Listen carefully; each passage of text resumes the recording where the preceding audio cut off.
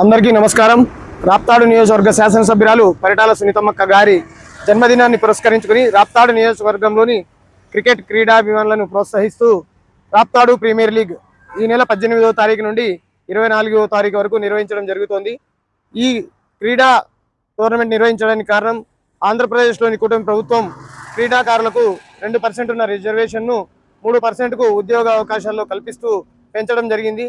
ఇందులో భాగంగానే మొన్న 2025 మెగా డిఎస్సిలో 421 మందికి వారి క్రీడా ప్రతిభను గుర్తించి ఎలాంటి రాత పరీక్ష లేకుండా ఉద్యోగ అవకాశాలు కల్పించింది.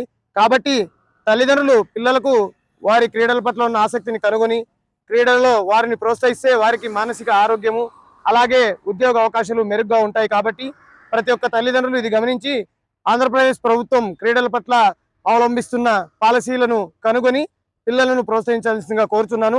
రాప్తాడు నియోజకవర్గంలో ఈ క్రికెట్ టోర్నమెంట్ ఆలాందుర్గం రోడ్లోని ఇంటర్ కాలేజ్ వద్ద జరుగుతున్నది. కాబట్టి ప్రతి ఒక్క క్రీడాభిమాని ఈ కార్యక్రమాన్ని రావాల్సిందిగా కోరుతూ ప్రతి ఒక్కరికి ధన్యవాదాలు తెలియజేస్తున్నాను.